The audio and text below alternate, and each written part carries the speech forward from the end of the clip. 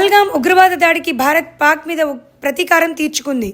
ఈ క్రమంలోనే CM Revanth command control సెంటర్లో అత్యవసర మీటింగ్ నిర్వహించారు.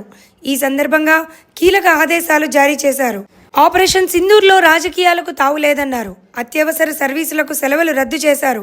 పాకిస్తాన్, బంగ్లాదేశ్ దేశాల వారు అక్రమంగా ఇక్కడ నివసిస్తూ ఉంటే వెంటనే వారిని అరెస్ట్ చేయాలని ఆదేశాలు జారీ చేశారు. ఉద్యోగులు, మంత్రులు అందరూ అందుబాటులో ఉండాలని, విదేశీ పర్యటనలు రద్దు చేసుకోవాలని సూచించారు. ప్రభుత్వ ఉద్యోగులు, మీడియా, సోషల్ మీడియాలో అనవసర ప్రకటనలు చేస్తే కఠిన చర్యలు తీసుకోవాల్సి వస్తుందని హెచ్చరించారు.